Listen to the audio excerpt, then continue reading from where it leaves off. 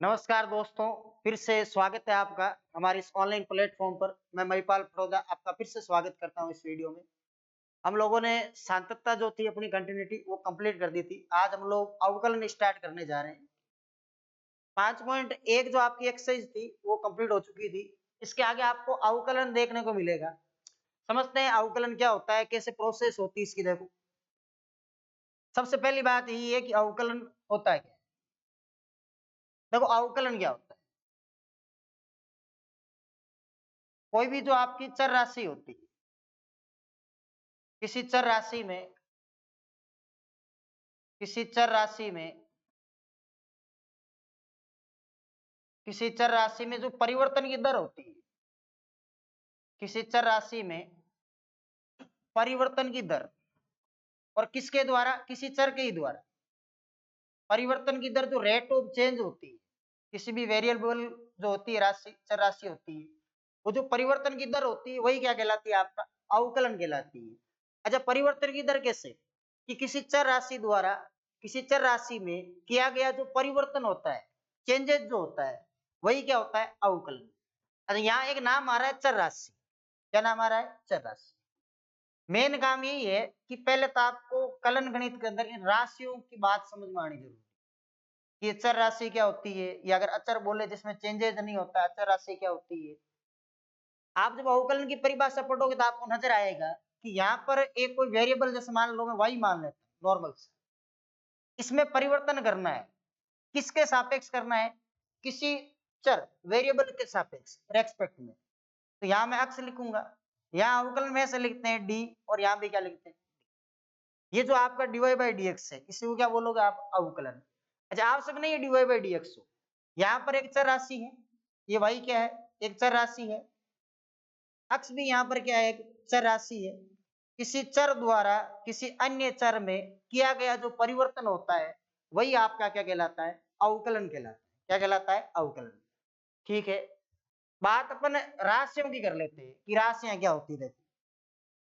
अगर मैं राशियों की बात करूं तो आपको यह ध्यान रखना है, जो अपनी कलन गणित होती है, कैलकुलस मैथमेटिक्स, जिसमें अवकलन और समाकलन हम लोग पढ़ते हैं, कलन गणित में राशियों का वर्गीकरण, कलन गणित में राशियों का वर्गीकरण, जो अपनी कलन गणित होती है, कैलकुलस मैथमेटिक्स होती है, उसके अंदर राशियों का क्लासिफिकेशन किया गया, वर्गीकरण किया गया। कलन गणित में राशियां दो प्रकार की होती है। कितनी प्रकार की होती है, दो प्रकार की। पहली जो राशि होती है उसको बोला जाता है अचर राशि। कौन सी राशियां, अचर राशि। और दूसरी को बोला जाता है चर राशि। ये होती है कांस्टेंट क्वांटिटीज, और एक होती है आपके वेरिएबल क्वांटिटीज। देखो, अचर राशियां क्या होती है, पूरी कलन गणित में जिन राशियों का अवकलज जीरो होता है, अवकलज क्या होता है, जीरो, यानी जो अवकलन अपन करते हैं अगर अपन जीरो करेंगे तो उन सभी को वर्गीकृत जब किया गया था ना, तो सबको अचर में रखा गया था। यानी आप जिस चीज का अवकलन जीरो करोगे वो सारी की सारी क्या आपकी कांस्टेंट क्वांटिटीज है, अचर राशि है। यानी मैं इसमें यूं कह सकता हूं, जिन राशियों का जिन राशियों का अवकलज जिन राशियों का अवकलज या अवकलन, जो भी कह रहे हो आप, अवकलज शून्य हो, जिन राशियों का अवकलज शून्य हो, अचर राशियां कहलाती है। क्या कहलाती है, अचर राशियां कहलाती है, अचर राशियां कहलाती है। देखो, परिभाषा आपको इतनी याद रखनी है, ध्यान में इतनी रखनी है कि जिनका अवकलज जीरो होता है वो सारे के सारे अचर होते हैं। अब बात ये होते कौन से, मुख्य काम चैप्टर में यही रहेगा। आप जो अवकलन पढ़ रहे हो, आप जो समाकलन पढ़ रहे हो, आपको कांस्टेंट और वेरिएबल के बारे में जानकारी होनी बहुत आवश्यक है। तो उसके बिना हम क्वेश्चनों को डील नहीं कर पाएंगे, कैसे सोल्व करना है वो नहीं कर पाएंगे। क्या करेंगे, इसके अंदर हम सीखेंगे कि अचर राशियां कौन कौन सी होती है। देखो, वह क्या है कि कलन गणित के अंदर कुछ राशियों को अचर राशियां माना गया है। कौन सी, एग्जाम्पल के तौर पर आप यूं समझ सकते हो, बात नंबर एक। देखो, बात नंबर एक में जितनी भी आपकी नंबर्स होते हैं ना, मैं यूं कह सकता हूं समस्त संख्या, जितनी भी आपकी गिनती होती है, नंबर्स होते हैं, जितने भी समस्त संख्याएं, ये सारी की सारी अचर राशियां मानी जाती है। किसमें? कलन गणित में, कैलकुलस मैथमेटिक्स में। कलन गणित में जितनी भी संख्याएं होती है, समस्त संख्याएं, वो सारी की सारी क्या मानी जाती है? अचर मानी जाती है। यानी आपको अगर कभी भी ये काम पड़े कि कोई भी आपको नंबर दे रखा है स्वतंत्र रूप से, उसका अवकलन करना पड़े, तो उसका अवकलन हमेशा करोगे जीरो। उसका अवकलन हमेशा क्या करोगे? जीरो। क्यों? क्योंकि कलन गणित में समस्त संख्याएं, जितने भी आपके नंबर्स है, उन सबको क्या माना गया है? अचर माना गया है, कांस्टेंट माना गया है। बात नंबर 2। दूसरी बात यह है कि जो आपका इंग्लिश अल्फाबेट है, इंग्लिश अल्फाबेट, अंग्रेजी वर्णमाला, जो आपका इंग्लिश अल्फाबेट है, अंग्रेजी वर्णमाला है, ठीक है। अंग्रेजी वर्णमाला में ए से लगाकर क्यू तक, याद रहे, ए से लगाकर क्यू तक क्या माने जाते हैं? अचर माने जाते हैं। आर जो होता है वो अपवाद होता है। आर क्वेश्चन पर निर्भर करता है किस टाइप का आपको दे रखा है। अगर यूं कहा जाए कि आर जो है आपका वेरिएबल है, तो चर मान लेंगे अपने, कांस्टेंट है तो अचर मान लेंगे। आर के बाद जितने भी इंग्लिश अल्फाबेट होते हैं, वो सारे के सारे क्या माने जाते हैं? वो सारे के सारे चर माने जाते हैं। और ए से लगाकर क्यू तक क्या माने जाते हैं? अचर माने जाते हैं। ये दोनों बात आपको याद रखनी है कि जो इंग्लिश अल्फाबेट होता है, जो आपका इंग्लिश अल्फाबेट होता है, उसमें ए से लगाकर क्यू तक क्या माने जाते हैं? अचर माने जाते हैं। और जितने भी आपके नंबर्स होते हैं, संख्याएं होती है, वो सारी की सारी क्या मानी जाती है? अचर मानी जाती है। और जो अचर माने जाते हैं, उनका अवकलज हमेशा क्या होगा? जीरो होगा। चलो ये बात क्लियर हो गई। अब एक राशि और बच गई, कौन सी? चर राशि। दूसरा जो वर्गीकरण किया गया था कलन गणित में, वो किया गया था चर राशि, वेरिएबल क्वांटिटीज। चर राशि क्या होती? चर राशियां वे राशियां, वे राशियां जिनका अवकलज शून्य नहीं, जिनका अवकलज शून्य नहीं हो, वे राशियां जिनका अवकलज शून्य नहीं हो, क्या कहलाती है? चर राशियां कहलाती है। क्या कहलाती है? चर राशि। वे राशियां जिनका अवकलज शून्य नहीं हो, चर राशियां कहलाती है। अब आप सोचोगे सर चर कौन सी होती है? अचर आप जानते हो कि जितनी भी गिनती होती है वो अचर है, ठीक है। और उसके अलावा जितने भी नंबर्स आप लिखते हो गिनती के अलावा, उसके अलावा इंग्लिश जो अल्फाबेट है आपका, उसमें ए से लगाकर क्यू तक क्या माने जाते हैं? अचर माने जाते हैं। अब जो बच गए वो सारे क्या माने जाएंगे? चर माने जाएंगे, वेरिएबल माने जाएंगे। अच्छा, इसके भी क्या होते हैं? आगे दो प्रकार होते हैं। एक तो होता है आपके स्वतंत्र चर, एक तो क्या होता है? स्वतंत्र चर। एक होता है आश्रित चर। एक क्या होता है? आश्रित चर। चर राशियों को भी आगे दो भागों में बांटा गया है। एक तो होता है स्वतंत्र चर, एक क्या होता है? आश्रित चर। अच्छा, इनके दो पार्ट क्यों किए गए? सो जैसे आपने नॉर्मली सीखा होगा 11th क्लास में, y का अवकलन करते हैं अपन x के सापेक्ष। तो यहाँ आपको देखो दो चर नजर आ रहे कि नहीं आ रहे? एक तो वो चर है जिसका अवकलन हो रहा है, एक वो चर है जिसके सापेक्ष अवकलन किया जाता है, जिसके सापेक्ष अवकलन किया जाता है। यानी आप यूं कह सकते हो कि जिसके सापेक्ष अवकलन किया जाता है वो तो क्या कहलाता है? आश्रित चर। और जिसका अवकलन किया जाता है वो क्या कहलाता है? आपका स्वतंत्र चर। आप इसको यूं कह सकते हो, प्राय जो आपका y होता है वो तो क्या होता है? प्राय y क्यों ले रहा हूं? ज्यादातर y का अवकलन करते हैं अपन किसके सापेक्ष? अक्ष के सापेक्ष। किसके सापेक्ष करते हैं? अक्ष के सापेक्ष। तो आप नॉर्मली प्राय y नहीं बोल के यूं समझ लीजिए बात को कि जिसके सापेक्ष अवकलन किया जाता है वो तो क्या कहलाता है? आपका आश्रित चर। और जिसका अवकलन किया जाता है वो क्या कहलाता है? आपका स्वतंत्र चर। ये बात याद रखनी है। हालांकि नॉर्मल सी बात है, स्वतंत्र आश्रित कोई खास चीज नहीं, बस इतना ध्यान रखना है कि चर राशियों में इनका वर्गीकरण किया गया है। ये तो कुछ बेसिक बातें थी अवकलन के बारे में, ठीक है। आगे चलते हैं अपन अवकलन के फॉर्मूलों पर और बेसिक कुछ क्वेश्चनों को सोल्व करेंगे। देखो कैसे। सबसे पहले अगर मैं बात करूं तो सबसे पहले अवकलन के चिन्ह को दर्शाते कैसे? जैसे मेरे को अक्ष के सापेक्ष अवकलन करना है तो मैं यूं लिखूंगा डी बाई डी एक्स। किसी का भी करना हो। अगर मेरे को y के सापेक्ष अवकलन करना होगा तो मैं यूं लिखूंगा d/dy, ठीक है। अगर किसी फलन का z के सापेक्ष अवकलन करना है तो मैं यूं लिखूंगा d/dz। अगर मेरे को t के सापेक्ष अवकलन करना है तो ऐसे लिखूंगा d/dt। और मेरे को अगर मान लो u के सापेक्ष अवकलन करना है तो मैं लिखूंगा d/d। बात समझ में आ रही है? ये अवकलन किसी भी फलन का आप अवकलन करें वो फलन अपन यहाँ रखेंगे इसकी जगह पे। इसमें कर रहे हैं तो यहाँ रखेंगे, इसमें कर रहे हैं तो यहाँ रखेंगे, और इसमें कर रहे हैं तो यहाँ रखेंगे। किसी भी फलन का जब अवकलन करते हैं तो ये सिंबल होता है, ये चिन्ह होता है अवकलन दर्शाने का कि हम किसके सापेक्ष अवकलन कर रहे हैं। जैसे y के सापेक्ष हो रहा है, यहाँ किसके सापेक्ष हो रहा है, z के सापेक्ष, यहाँ किसके सापेक्ष हो रहा है, t के सापेक्ष, और यहाँ किसके सापेक्ष हो रहा है, u के सापेक्ष। समझ रहे हो बात? अब मैं यहाँ पर जनरली जो प्राय जो अपन अवकलन करते हैं 12th क्लास में, वो हम लोग करते हैं किसके सापेक्ष, अक्ष के सापेक्ष। किसके सापेक्ष करते हैं, अक्ष के सापेक्ष।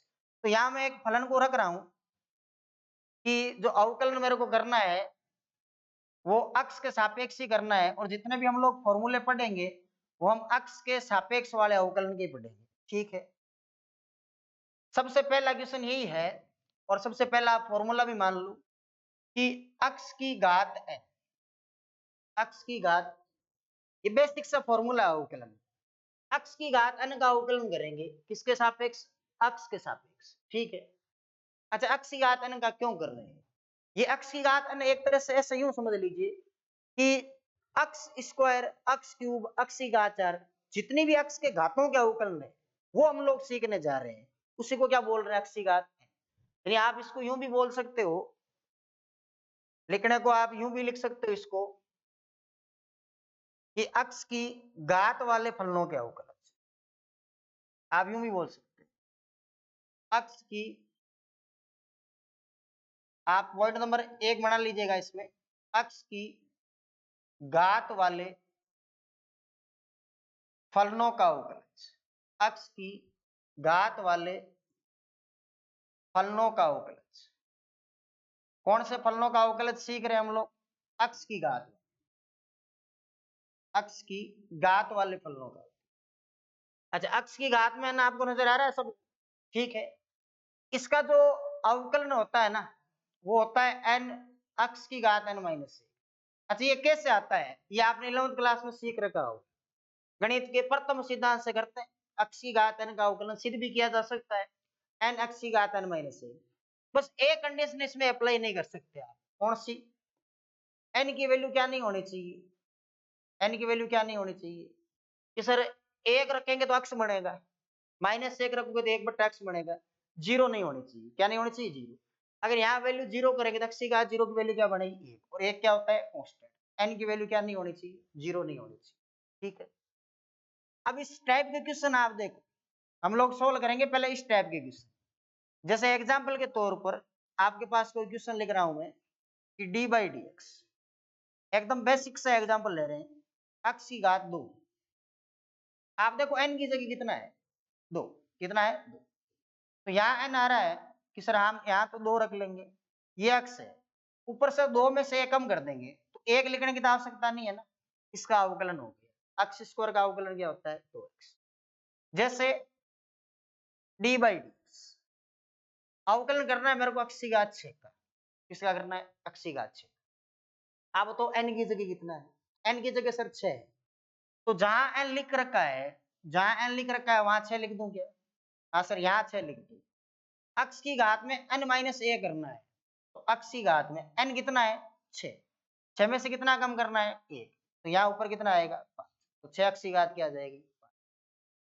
अच्छा, आगे बढ़ाते हैं इसको, देखो मान लो ऐसे नहीं देके आपको इस टाइप से दे रखा है कि d/dx अक्ष की घात में, यहाँ मान लो 1/2 ले लेता हूँ, 1/2, तो यहाँ क्या करोगे सर, 1/2 आगे आएगा क्योंकि n का मतलब 1/2 है, ऊपर 1 कम कर दो आप, ऊपर 1 कम करो, 1/2 में से 1 कम करो तो माइनस का 1/2 होगा कि नहीं, क्या होगा, माइनस का 1/2। तो यहाँ बताओ क्या बनेगा, 1 में सर ऐसे लिख सकते हो 2 अक्ष की घात प्लस 1/2, नीचे आएगा तो क्या हो जाएगा, प्लस हो जाएगा। और क्या 1/2 कोई रूट कहते हैं क्या, 1/2 को क्या कहते हैं, रूट कहते हैं। तो ये एक प्रकार का फेमस अवकलन है, एक प्रकार का फेमस। क्यों बोल रहा हूँ फेमस? क्योंकि ये काम ज्यादा आता है। 1/2 रूट एक्स किस चीज का अवकलन है? ये एक तरह से आप यूं कह सकते हो ना कि सर 1/2 का मतलब रूट एक्स होता है। ये किसका अवकलन है? Root x. याद रहे रूट एक्स का जो अवकलन होता है वो 1/2 रूट एक्स होता है। क्या होता है? 1/2 रूट एक्स होता है। चलो और प्रैक्टिस करते हैं कुछ क्वेश्चनों पर। देखो मान लो आपको यूं दे रखा है कि d/dx अवकलन आपको करना है x की घात 3/2 का। बता सकते हो कैसे होगा? हाँ सर इसमें आराम से हम लोग कर लेंगे। n आगे आएगा, 3/2 आगे आ गया, x की घात। सर जितना ये लिखा है इसमें से a कम कर दो, 3/2 में से a कम करो बेटा, 1/2 होगा कि नहीं होगा? तो यहाँ मैं ऐसा लिख दूं क्या, 3/2 घात 1/2 का मतलब रूट होता है, तो ये क्या हो जाएगा यहाँ रूट एक्स। ठीक है। अगर मान लो किसी ने यूं पूछा है कि आप अवकलन कीजिए d/dx करना है x की घात 1/60 का। किसका? 1/60 का। तो यहाँ क्या करोगे, 1/60 तो आपका आ गया, 1/60 तो आगे आ गया। x की घात कितनी करूं कि सर 1/60 में से a घटा लो, n-a करते हैं। अगर ऐसे आपको घटाना नहीं आता तो एक तरीका मैं बता रहा हूँ आपको, देखो इस 1 में से 60 को घटाओ, 1 में से क्या करो 60 को घटाओ, तो क्या आएगा -59 आएगा कि नहीं आएगा? बट्टे में 60 जैसा है वैसा का वैसा, सीधा ही उत्तर आएगा। जैसे मान लो ये पूछ रखा है कि d/dx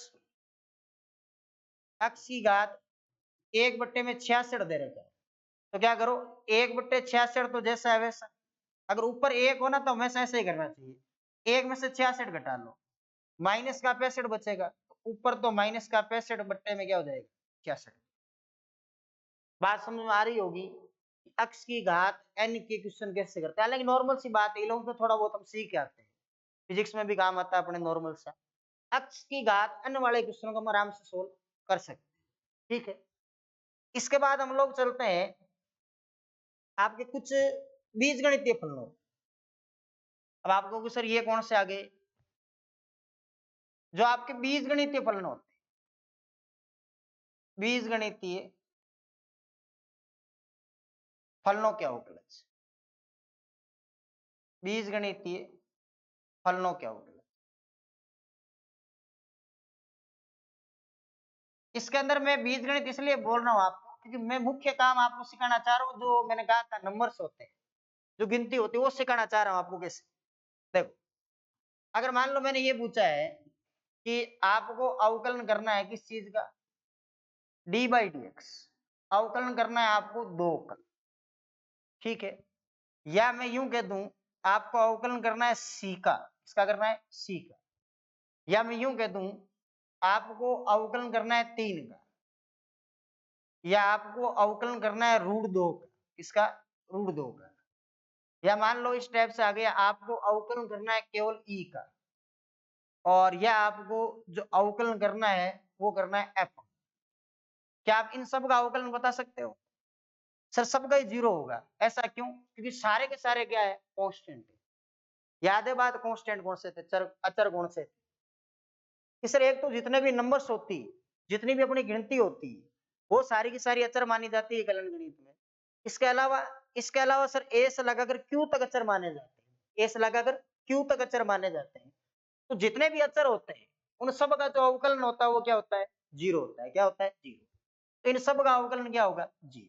इसका भी क्या होगा 0। आज किसी भी चर के सापेक्ष में उससे कोई फर्क नहीं पड़ता है, ये स्वतंत्र रूप से आपको अचर नजर आ रहे हैं, सब का अवकलन क्या होगा 0। ठीक है। अच्छा एक बेसिक सी बात इसमें और बताता हूँ आपको। बेसिक सी बात यह है कि कभी कभी अपने ये समस्याएं आती है, इसको एक बार थोड़ा ऊपर कर देता हूं। देखो मान लो मैंने ये पूछा आपसे कि आपको x का अवकलन करना है, आपको y का अवकलन करना है, आपको z का अवकलन करना है, और आपको t का अवकलन करना है, और आपको u का अवकलन करना है। अच्छा किसके सापेक्ष? खुद के ही सापेक्ष। x का अवकलन करना है x के ही सापेक्ष। और y का अवकलन भी करना है y के सापेक्ष, ऐसे तो लिखेंगे d by d y. Z का मेरे को जेड के सापेक्ष करना है तो डी बाई क्या लिखूंगा मैं, डी जेड। और t का मेरे को t के सापेक्ष करना तो क्या लिखूंगा, डी बाई डी टी। और u का मेरे को u के सापेक्ष करना तो मैं क्या लिखूंगा, डी बाई डी। तो जिसका जिसके सापेक्ष करना वही लिखेंगे। ये अवकलन के चिन्ह है कि t के सापेक्ष हो रहा है, u के सापेक्ष हो रहा है, z के सापेक्ष हो रहा है, y के सापेक्ष हो रहा है, अक्ष के सापेक्ष हो रहा है। याद रहे किसी भी चर का खुद के सापेक्ष अवकलन कभी भी पूछ रहे तो हमेशा उत्तर कितना आता है, एक आता है। कितना आता है, एक आता है। आपसे कोई ये पूछ ले कि आप ये बता दो कि अक्ष का अक्ष के सापेक्ष अवकलन कितना होता है, तो आप बताओगे एक होता है। आपसे कोई ये पूछ ले कि y का y के सापेक्ष अवकलन कितना होता है, तो आप बताओगे एक होता है। आपसे ये पूछे z का z के सापेक्ष कितना होता है, तो एक बताओगे। और आपसे अगर ये पूछ ले कि t का t के सापेक्ष बताओ, तो आप कहोगे एक होगा। आपको ये पूछे u का u के सापेक्ष, तो आप क्या कहोगे, एक होगा। आई बात समझ में। किसी भी चर का खुद के सापेक्ष आप अवकलन करोगे तो हमेशा क्या होगा, एक होगा। हमेशा क्या होगा, एक होगा। और अचर का अवकलन क्या होता है, जीरो होता है। क्या होता है, जीरो। यहां तक बात समझ में आ रही है आपके, कैसे सोल्व करेंगे, ठीक है। इसके बाद में कुछ एग्जाम्पल आपसे मैं और करवाऊंगा, देखो। लेकिन उससे पहले थोड़ा त्रिकोणमिति के बारे में अपन चर्चा करें। इसके बाद में हम लोगों को ये पढ़ना है कि त्रिकोणमितीय फलनों का अवकलज कैसे होता है। देखो अगर आप फलनों की सहायता से पढ़ोगे अवकलन को तो एकदम आसान हो जाएगा। त्रिकोणमितीय नाम आप लोगों ने सुन रखा है, फलनों का अवकलज। त्रिकोणमितीय फलनों का अवकलज। अच्छा, क्या क्या अपन ने अवकलन में पढ़ लिया है। एक तो ये पढ़ लिया है कि अक्ष की घात के फलनों के अवकलज कैसे होते हैं, अक्ष की पौरण वाले पढ़ लिए। बीजगणितीय फलनों के पढ़े, जिसमें कांस्टेंट लिए मैंने, खुद के सापेक्ष अवकलन कैसा होता है वो लिए।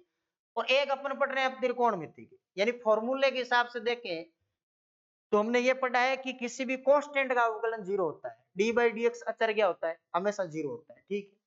उसके बाद में त्रिकोणमिति देख रहे हैं, और त्रिकोणमिति में आपको पता है कितने फलन होंगे, 6 फलन होंगे। कितने फलन होंगे, 6 फलन।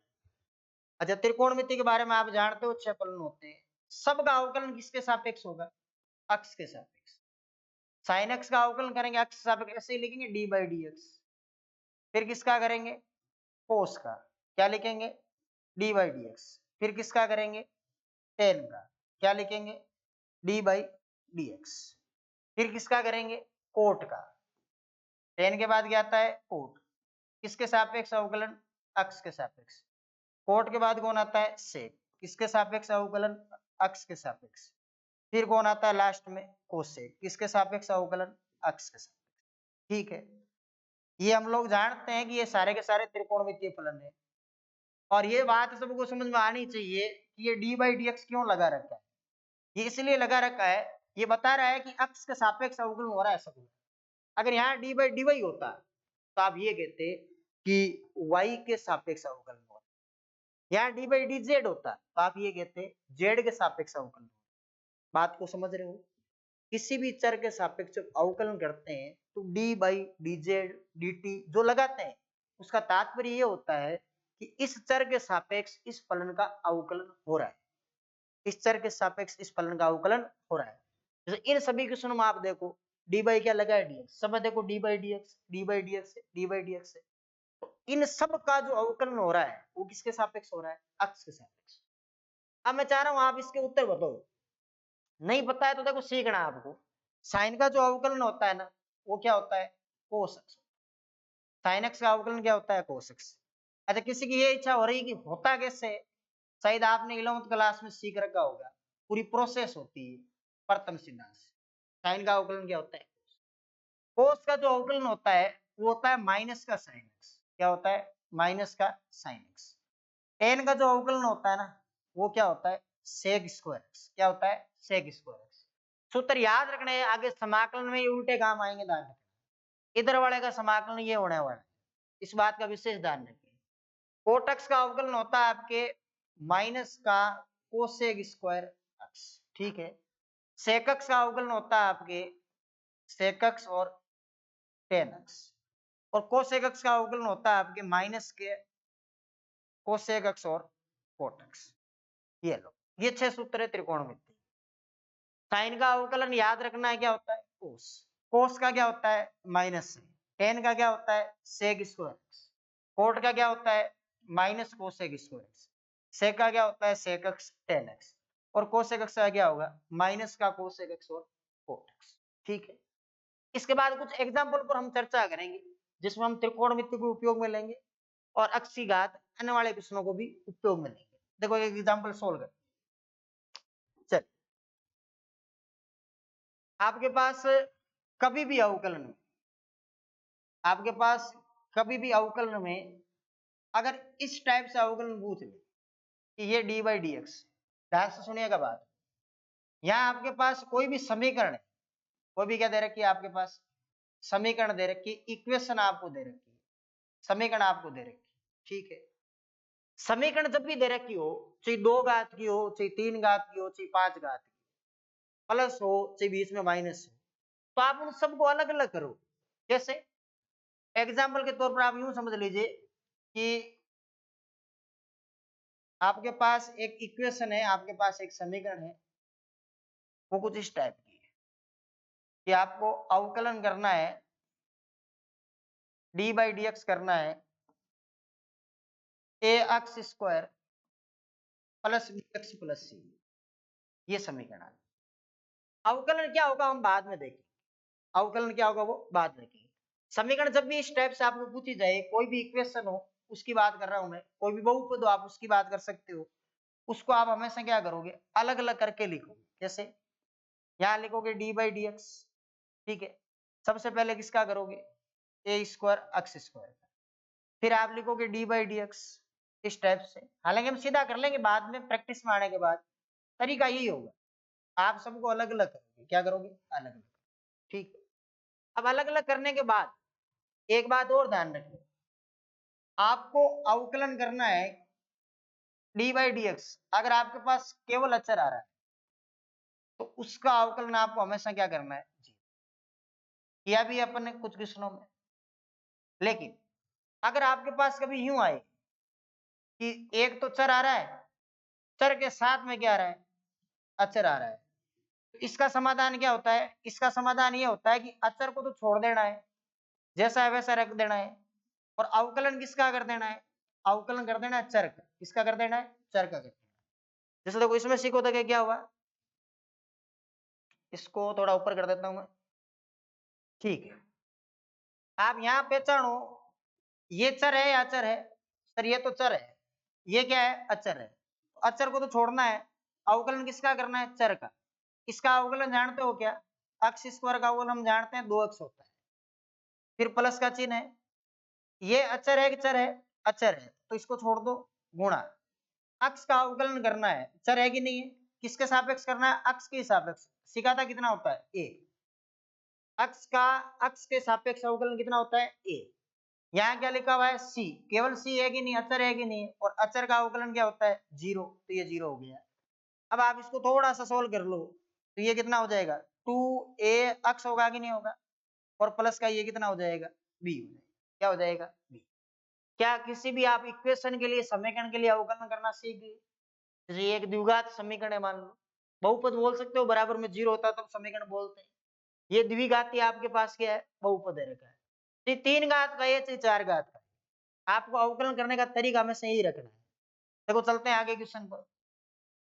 मान लो आपको ये पूछ रखा है कि आपको अवकलन करना है किसका डी बाई डी एक्स, आप ये बता दो कि 2 लिख रखा है अक्षी घात 3 है, और यहाँ 2 अक्ष लिख रखा है और प्लस का 5 दे रखा है, इसका अवकलन करना है, प्लस का क्या दे रखा है 5 दे रखा है। कर सकते हो क्या अवकलन, देखो देखें, इसका जब अवकलन करेंगे सर तो होगा क्या कि ये तो अचर है और ये चर है, अचर जैसा हम वैसा रखेंगे।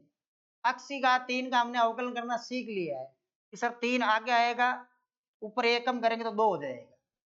फिर यहाँ फिर से देखो आप प्लस का चिन्ह है, यहाँ पर 2 है, यहाँ पर क्या है 2, 2 कैसा है अचर है, लेकिन गुणे में चर आया है, अक्ष का अक्ष सापेक्ष अवकलन 1 होगा, 5 का अवकलन मैं करूंगा 0।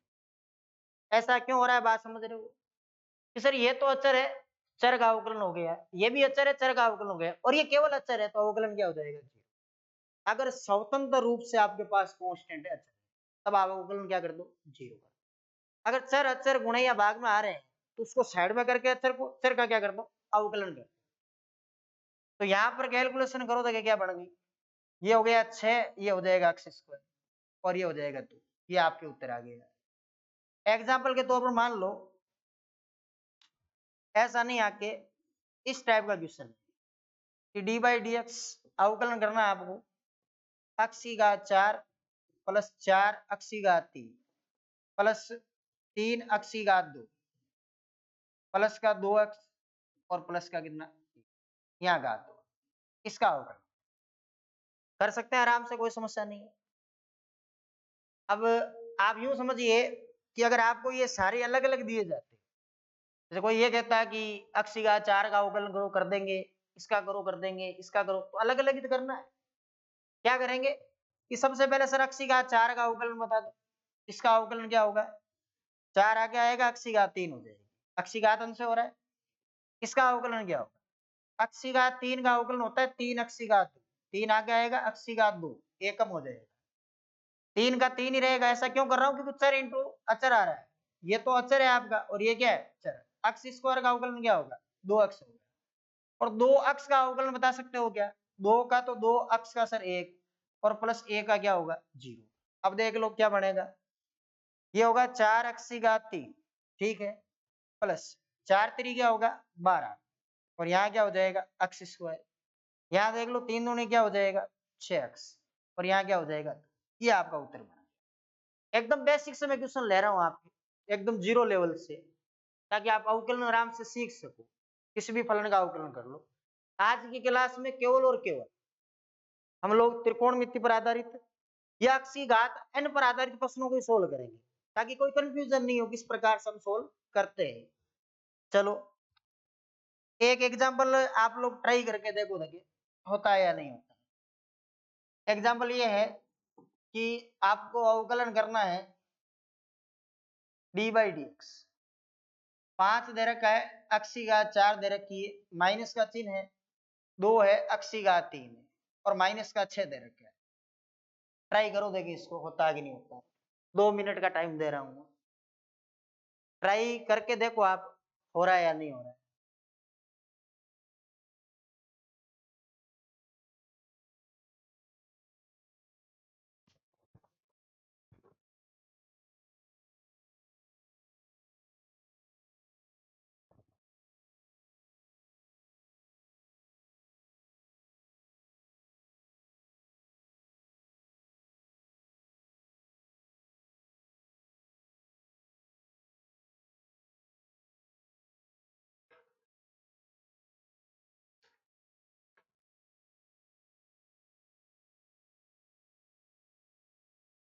लगनी नहीं चाहिए इसमें तो 2 मिनट, 2 मिनट तो बहुत ज्यादा हो जाती है इसके लिए 10 सेकंड चाहिए आपको। धीरे धीरे प्रैक्टिस में लाओगे 10 सेकंड में भी हो जाए। कैसे? यहाँ कैसे करोगे अवकलन कि सर यहाँ तो 5 है, हम छोड़ देंगे 5 को, क्योंकि ये तो कांस्टेंट है, ये वेरिएबल है, अचर इंटू चर आ रहा है। अब x की घात 4 का 4 आगे आएगा, x की घात क्या हो जाएगी? ठीक है, इसका बताओ क्या होगा? सर 2 को छोड़ देंगे क्योंकि अचर है, चर के गुणे में आ गया, x की घात 3 का 3 x की घात 2 होगा, 6 एकदम स्वतंत्र रूप से अचर है, तो अवकलन क्या होगा? 0। एकदम क्लियर हो गया होगा कैसे अवकलन करते हैं हम लोग इन क्वेश्चनों में। तो 5 गुणा 4 कितना होगा? 20 होगा, तो 20 x की घात क्या आ जाएगी? 3, माइनस 3 दूनी क्या हो जाएगा? 6, x की घात क्या हो जाएगी? 2। चाहो तो अगर और कुछ कॉमन आ रहा है तो कॉमन ले लो, उससे कोई फर्क पड़ना नहीं है, क्वेश्चन में जो भी उत्तर है वो आ चुका है आपके। यहाँ से चाहो तो 2 कॉमन ले लो, और x की घात 2 को भी कॉमन ले लो, तो पीछे क्या बचेगा? यहाँ तो 10 बच गया, यहाँ बचेगा x, और यहाँ कितना हो जाएगा आपके? 3। ये उत्तर आ जाएगा। अगला देखो, देखिए क्वेश्चन, अगला क्वेश्चन है आपके, कुछ इस टाइप से लिख देते हैं थोड़ा अलग करके, इस बार थोड़ी त्रिकोणमिति भी लाते हैं अंदर। देखो किस आपको अवकलन करना है डी बाई डी एक्स, आपके पास है 2 साइन एक्स प्लस x की घात 3, इसका अवकलन बता सकते हो कैसे होगा? इस बार साइन को क्यों घुसाया मैंने, ताकि त्रिकोणमिति का उपयोग क्या करना है सर, इसका अवकलन करना है। तो आप पहले ये देखो, साइन तो चर होता है ना, जानते ही हो सर, दो अचर होता है, ठीक है छोड़ दो, चर इंटू अचर आ रहा है। साइन का अवकलन क्या होगा, साइन का अवकलन होता है sir cos x, sine x का अवकलन क्या होता है, कोस एक्स होता है। अक्ष की घात 3 का अवकलन क्या होगा सर, 3 अक्ष की घात क्या होगा 2। आ रही है बात समझ में। जैसे मान लो उदाहरण के तौर पर यूं पूछ लेता कि आप अवकलन बताओ डी बाई डी एक्स बताओ, किस चीज का, आप ये बताओ अक्ष की घात 3 माइनस का 10x प्लस 1 दे रखा है, इसका अवकलन क्या करोगी। तीसरा अक्ष की घात 3 का तो 3 अक्ष की घात 2 होता है, ठीक है। 10x का अवकलन हम लोग जानते हैं सेक स्क्वायर x होता है, माइनस का चिन्ह पड़ा रहेगा, और a का अवकलन 0 होता है, a का अवकलन क्या होता है 0 होता है। तो आराम से हम लोग अवकलन कर सकते हैं, यानी आप अक्ष की घात n वाले और नॉर्मल त्रिकोणमितीय फलन जिस पर एक घात आ रही है उसके आप अवकलन कर सकते हैं, ठीक है। अब मैं क्या कर रहा हूँ, क्वेश्चन को थोड़ा चेंज कर रहा हूँ, चेंज क्या कर रहा हूँ, मैं ये लिख रहा हूँ कि ये तो बात समझ में आती है कि सर जो अक्ष स्क्वायर होता है ना उसका अवकलन तो 2 अक्ष होता है, क्या ऐसे ही इसमें होता है, क्या साइन स्क्वायर एक्स का अवकलन भी 2 साइन एक्स होता है, नहीं, ऐसा नहीं करेंगे। जब इन पर घात चलने लग जाएगी ना तो आपको चेन रूल का उपयोग करना है, श्रृंखला नियम का उपयोग करना है, वही उपयोग इनमें होता है। लेकिन इसमें क्या होता है, अक्ष की घात n का डायरेक्ट फॉर्मूला यूज आ जाता है, और फिर इस अक्ष का वापस अक्ष के सापेक्ष अवकलन हो जाता है एक, यहाँ लिखा नहीं जाता है, गुणे में क्या होता है एक हो जाता है। होता है क्या है कि हमेशा चेन रूल से इनका होता है अवकलन, समझोगे कैसे, देखो चेन रूल को समझो, पहले श्रृंखला नियम को समझो। देखो श्रृंखला नियम क्या होता है, श्रृंखला नियम जो होता है वो ये कहता है कि आप अवकलन जब भी करो किसी भी फलन का, इसको चेन रूल कहते हैं, और अवकलन में इसी का उपयोग किया जाता है जो आपका चेन रूल होता है। ये कहता है कि आपके पास अगर कोई फलन है इस टाइप का और उसके ऊपर कोई घात है n लगी हुई, तो अवकलन करने के लिए आपको क्या करना है, सबसे पहला काम तो ये करना है कि नंबर 1 पर अवकलन करोगे इसकी घात का, एक नंबर पर इसका अवकलन करोगे घात का। घात का जब अवकलन करते हो तो इस पूरे को आप अक्ष मान लो, तो एक तरह से अक्ष की घात n से अवकलन हो जाएगा। नंबर 2 पर आप उस फलन का अवकलन करो, और फिर फलन के अंदर जो भी आपके पास एंगल वगैरह दे रखे हैं, नंबर 3 पर अवकलन उसका करो। आप सोचो सर ये क्या दे दिया, समझ में नहीं यही बात। जैसे नॉर्मल सी चीज देखो, अभी आप अवकलन करते हो अक्ष की घात 4, अक्ष की घात 4, अक्ष की घात 4 का अवकलन कैसे करते हो, इस तरह हम क्या करते हैं 4 को आगे ले आते हैं, तो आप यूं समझिए ना कि सबसे पहले घात का हुआ है तो 4 आगे आया, अक्ष की घात अंश होगा, ऊपर 3 रह गया। अब किसका होगा, फलन का, फलन कौन था, अक्ष था, कौन था अक्ष, अक्ष का अक्ष सापेक्ष अवकलन 1 होता है, लिखा नहीं जाता, इसीलिए हम लोग डायरेक्ट कर लेते हैं कि 4 अक्ष की घात 3 होती है। लेकिन अगर यहाँ पर आप यूं सोचो एक बार कि अगर साइन स्क्वायर एक्स या साइन की घात 4 होती है, यहाँ पर मान लो आपको अवकलन पूछा जाता है इसका साइन की घात 4 एक्स का, इसका अवकलन पूछा जाता है, तो अभी ऐसे ही करता है ना, कैसे कि श्रृंखला नियम कहता है नंबर 1 पर घात का करो। अब समझना बात, घात कितनी है 4, घात कितनी है 4, आप यूं सोचो एक तरह से अक्ष की घात 4, अक्ष की घात क्या है 4, साइन एक्स को अक्ष समझ लो पूरे को, साइन एक्स को पूरे को क्या समझ लो, अक्ष समझ लो। कैसे, आप इसको अगर अक्ष समझोगे ना तो आपके पास एक तरह से अक्ष की घात 4 बनेगी, इसका अवकलन कैसे करते हैं, ये रहा 4 अक्ष की घात है, 4 अक्ष का मतलब कौन है साइन, ऊपर क्या लगेगी घात, 4 अक्ष की घात, समझे बात कैसे। अक्ष की घात 4 का जैसे अवकलन करते हैं वैसे इसका हो गया, लेकिन ऐसे नहीं यहाँ छोड़ दे, नंबर 1 पर किसका करना होता है घात का, हो गया। नंबर 2 पर फलन का, फलन कौन है साइन एक्स, कौन है साइन एक्स, साइन एक्स का अवकलन क्या होता है, साइन एक्स का अवकलन होता है सर कोस एक्स, क्या होता है कोस एक्स, ये कोस एक्स हो गया। अब किसका अवकलन होगा, फलन के अंदर जो एंगल दे रखा है सर, एंगल दे रखा है ना उसका होगा, एंगल क्या दे रखा है अक्स, और अवकलन किसके सापेक्ष चल रहा है अक्ष के सापेक्ष, तो अक्ष का अक्ष के सापेक्ष अवकलन कितना होता है 1 होता है ये, अब इसको आप ऐसा लिख सकते हो 4 cos x और साइन की घात 3, घातों के हिसाब से एडजस्ट कर सकते हो। ये लो। क्या मेरी बात आपके समझ में आ रही है? अवकलन कैसे हो रहा है? इन क्वेश्चनों पर हम चर्चा करते हैं थोड़ी देर को, आपके दिक्कत नहीं आई, सारी घातों को बताता हूँ। सुने बात को ध्यान से। आपको ये पूछा गया है कि अवकलन बताओ साइन स्क्वायर एक्स का। तो चेन रूल दिमाग में रखो, श्रृंखला नियम दिमाग में रखो। श्रृंखला नियम क्या कहता है? सबसे पहले घात का अवकलन होना चाहिए इसका। जब घात का आप अवकलन कर रहे हो ना, तो इसको आप यूं समझ लो एक तरह से अक्स स्क्वायर। साइन एक्स को पूरे को आप अक्स समझ लो, साइन एक्स को पूरे को क्या समझ लो? अक्स समझ लो। एक तरह से अक्स स्क्वायर हुआ, आगे नहीं हुआ। अक्स स्क्वायर का अवकलन होता है 2x। तो ये लो 2 अक्स का मतलब कौन है? Sine x. ये साइन एक्स हो गया। अक्स का मतलब कौन है? Sine x. तो यहाँ क्या हो जाएगा? Sine x. ठीक है, घात का हो गया। अब किसका करें? फलन का। फलन कौन है? वो तो साइन एक्स। कौन है? Sine x. तो क्या आप ये जानते हो कि साइन एक्स का अवकलन कोस एक्स होता है? साइन एक्स का अवकलन क्या होता है? Cos x. तो ये हो गया कोस एक्स। अब किसका अवकलन करोगे? एंगल का, कोण का। कोण कौन है? अक्स। अक्स का अक्स के सापेक्ष अवकलन एक होता है। अब एक को तो गुणा करो, उसी कोई मतलब ही नहीं है। अभी तो लिख रहा हूं, बाद में लिखना शुरू लिखना ही बंद कर देंगे अपन। ठीक। ये किसका फॉर्मूला होता है? 2 sin theta cos theta. Trigonometry में पढ़ा होगा आपने, sin 2 थीटा का। इसको आप आगे अगर सोल्व करोगे ना, लिखोगे ना, तो ये हो जाएगा आपके sin 2 थीटा। ये sin 2x। ठीक है, चलो इसके बाद में मान लो आपको यूं पूछ रखा है कि आप ये बताइए d बाई डी एक्स। बार बार साइन को ही क्यों ले रहे हैं? हम लोग टेन को भी चेक कर लेते हैं। टेन की घात 3x, इसका अवकलन बताना। सोच सकते हो कैसे होगा? Ten cube x. एक तरह से आप इसको समझ लो अक्स क्यूब। क्या समझ लो? X cube.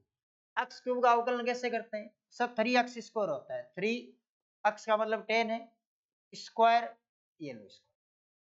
अब किसका अवकलन होगा? सर नंबर 2 पर फलन का होगा। फलन कौन है? 10x। और 10x का अवकलन आप जानते ही हो क्या होता है? सेक स्क्वायर अक्स होता है। नंबर 3 पर अवकलन फलन के अंदर जो भी एंगल दे रखा है उसका होगा। एंगल कौन है? अक्स। अक्स का अवकलन कितना होगा? 1। कितना होगा? 1। ठीक है, अगर मान लो ऐसे दे रखा डी बाई डी एक्स, यूं दे रखा है 2 कोस की घात 5x, इसका अवकलन करना है। तो पहली बात तो सर चर अचर वाला नियम लगेगा यहाँ। 2 को तो आप छोड़ ही दीजिए। क्या इसका अवकलन करना आ जाएगा? इसका कर सकते हैं सर हम। 5 आगे आएगा, कोस पर 4 घात लगेगी ऊपर, और कोस का वापस होता है सर माइनस का साइन। ये माइनस का साइन, और अक्स का वापस 1 होता है। समझ रहे हो बात को? श्रृंखला नियम जो होता है ना, जो चेन रूल होता है, चेन रूल आपको समझ में आना आवश्यक है कि चेन रूल कैसे लगाते हैं। कुछ क्वेश्चन और देखते हैं। देखो शायद टाइम है अभी। हाँ चलो 4-5 इसमें एग्जाम्पल और देख। एक एग्जाम्पल मैं लिख रहा हूं, ट्राई करना आप लोग, हो रहा है या नहीं हो रहा है। इस बार मैंने ये कहा है कि आपको अवकलन करना है x square plus 3 sine square x plus 2 ten x, इसका करना है। कर सकते हो आराम से। अब हम सबका सीख चुके हैं। अलग से अगर मैं पूछूं एक्स स्क्वायर का, तो आप कहोगे सर तुरंत लिख देंगे हम लोग 2x। अलग से आपको इसका पूछो तो भी बता दोगे कि सर ये तो 3 है, साइन स्क्वायर एक्स का हम सीख चुके हैं, 2 आगे आएगा, यहाँ साइन एक्स होगा। साइन एक्स का अवकलन होता है कोस एक्स, एक्स का कितना होता है? 1 होता है। सबका हो गया। इसमें सर ऊपर घात है ही नहीं, ठीक है घात। ये 2 टेन एक्स का अवकलन क्या होता है? Sec square x. ठीक है, अब देख लो जो भी आपके तालमेल बैठता है। ये तो 2x हो गया, 3 दूनी क्या हो गया? 6। अच्छा 6 करेंगे क्यों? फॉर्मूला लगा देते अपन। 3 और यहाँ हो जाएगा साइन 2x। क्या हो जाएगा? Sign 2x। और प्लस का क्या हो जाएगा आपके? 2 सेक स्क्वायर एक्स है, ये सेक स्क्वायर। कोई समस्या नहीं? नहीं। अगर मान लो मैं आपको ये पूछूं कि सोच समझ के जवाब दीजिएगा, आपको अवकलन करना है d by D x. D by D x cos root x का, तो कर सकते हो क्या? हाँ सर, इसमें तो कोई परेशान होना ही नहीं आपको बिल्कुल भी, कोस रूट एक्स का कर लेंगे। अच्छा, कोस रूट एक्स का नहीं कर पाते हो तो सुनो, आपको मैं यूं कह रहा हूं कि आपके पास अवकलन करना है आपको, यूं समझ लीजिए ये 10x है, इसका अवकलन कैसे करते हो? 10x का सर आपने कहा था सेक स्क्वायर एक्स होता है। अच्छा, होता तो चेन रूल सही है कि सर ऊपर घात है नहीं तो आप फलन का करते, घात नहीं है तो किसका हो रहा है? फलन का। ऊपर घात है क्या? नहीं, घात नहीं है, घात नहीं है तो किसका करेंगे? फलन का। फलन कौन है? फलन कौन है? Cos x. कोस के लिए ये जो पूरा है ना, ये पूरा का पूरा ये किसका काम कर रहा है? अक्ष का काम कर रहा है। किसका कर रहा है? अक्ष का। कोस अक्ष का अवकलन होता है माइनस का साइन।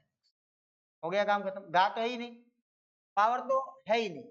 अब सर इस अक्ष का कर दो, रूट अक्ष का अवकलन जानते हो क्या?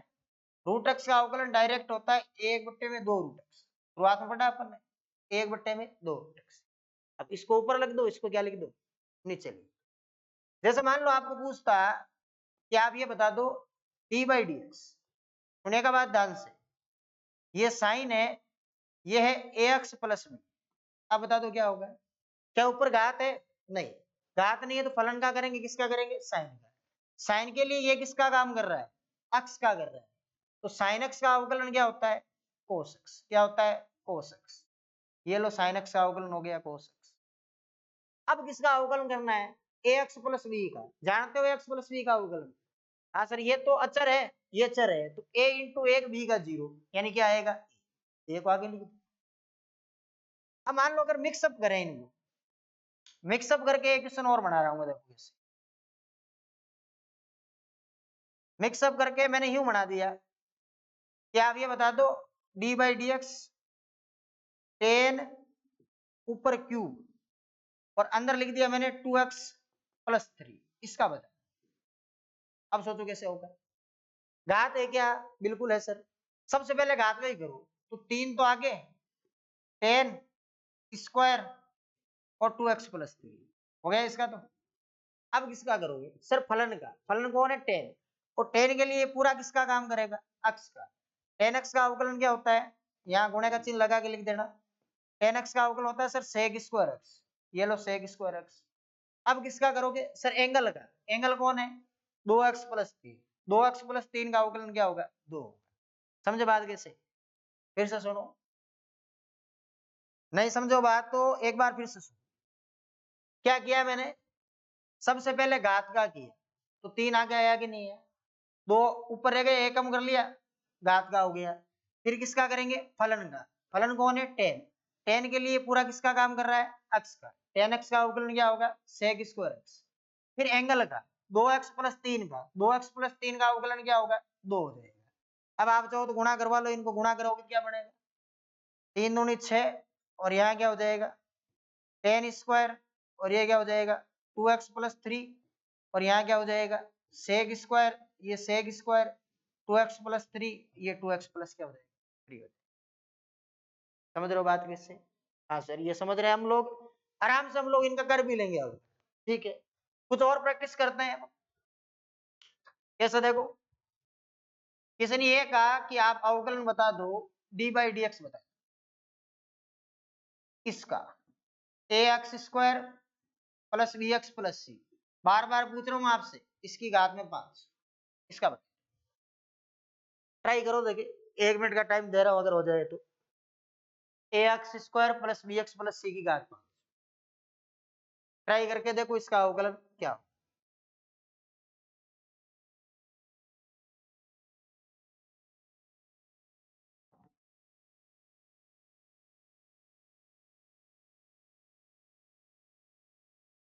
देखो, अगर बात समझ में आ जाए, सर ये पूरा का पूरा ही अक्ष है और इसकी घात में 5। अक्ष की घात 5 का अवकलन हम लोगों ने सीखा है 5 अक्ष की घात 4 होता है। 5 अक्ष मतलब ax square plus bx plus c की घात a कम करोगे तो 4 हो जाएगा। हो गया 4।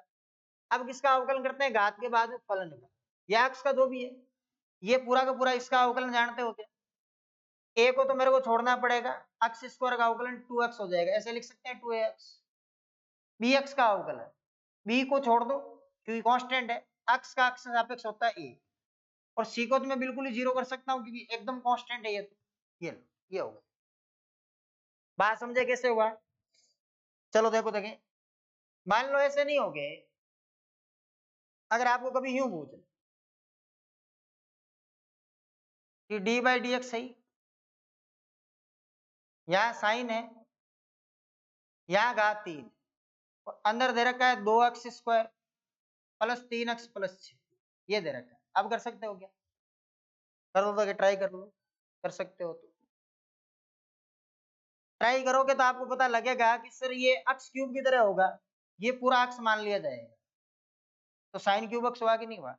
साइन क्यूब अक्स का अवकलन कैसे करते हैं सर? सबसे पहले 3 आगे आएगा, ऊपर साइन पर स्क्वायर लगेगा, और यहाँ जैसा आगे जैसा एंगल है वैसा का वैसा हम लोग उतार देंगे। फिर चेन रूल ये कहता है फलन का अवकलन करो। फलन कौन है? साइन। साइन के लिए किसका काम कर रहा है? अक्स का। तो साइन एक्स का अवकलन होता है सर कोस एक्स, ये लो कोस एक्स होता है, तो 2x square plus 3x plus 6। अब किसका अवकलन होगा? सर एंगल का, ये रहा एंगल। क्या इस एंगल का अवकलन कर सकते हो? इसका अवकलन कर सकते हो? बिल्कुल कर सकते हैं अवकलन। क्या होगा अवकलन? इसका अवकलन बताओ देखें। ये तो 2 है, अक्स स्क्वायर का अवकलन 2x होगा तो क्या हो जाएगा? 4x, और प्लस कितना हो जाएगा? 3, और 6 का क्या हो जाएगा? जी। ये लो, कोई समस्या इसमें?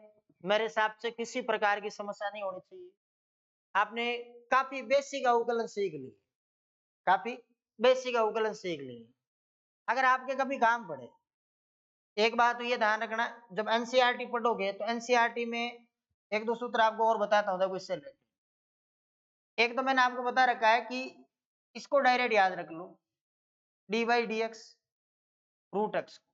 रूट एक्स का अवकलन बेटा 1/2 रूट एक्स होता है, एक तो इसको डायरेक्ट याद रखो, ठीक है। इसके अलावा एक आप इसको भी डायरेक्ट याद रख सकते हो, D by D x 1/x को, 1/x, 1/x का अवकलन आप डायरेक्ट याद रखो, -1 में क्या होता है? अक्स स्क्वायर। -1 में क्या होता है? अक्स। आप सोचोगे सर ये कैसे हो गया, ये तो हमने सीखा ही नहीं। ये सीख चुके हैं हम लोग। कहाँ? आप यूं सोचो, D by D x 1/x को मैं ऐसे भी तो लिख सकता हूँ, अक्सी घात -1। अक्सी घात आने वाला सूत्र सीखा है ना हमने। अक्सी घात आने वाले सूत्र में -1 आगे लाएंगे, अक्सी घात में से 1 कम करेंगे, यहाँ -2 होगा। सर ये माइनस का चिन्ह ये नीचे जाते ही -1/x स्क्वायर हो जाए।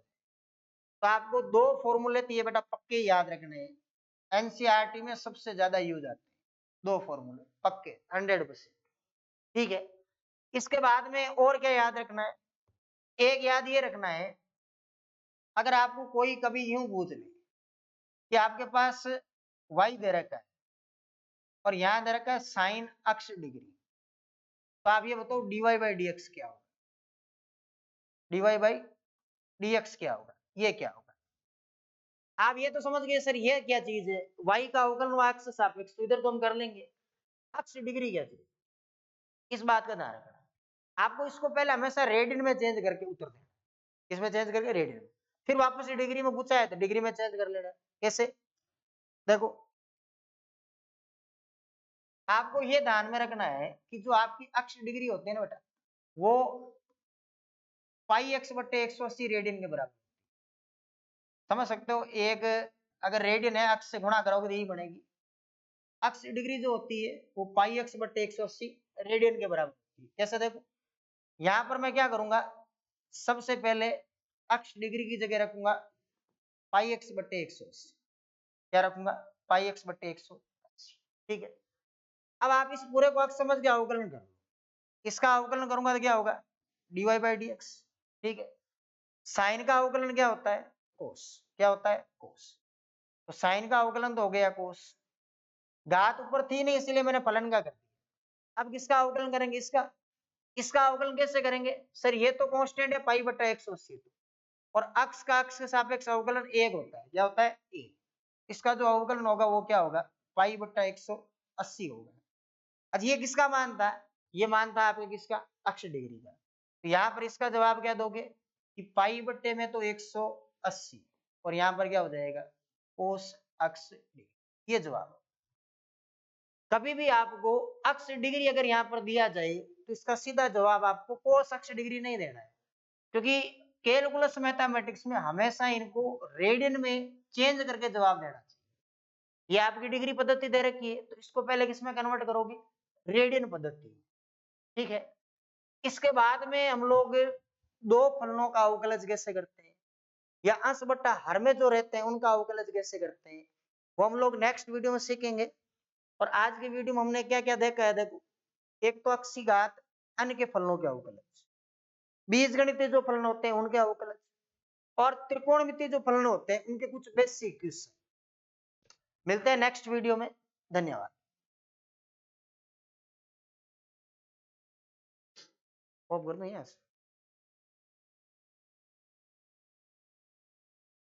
आज तो ये पसीना आवा बोल बो में भाई साहब, तो कितनी हुई क्लास, 40 मिनट हुई।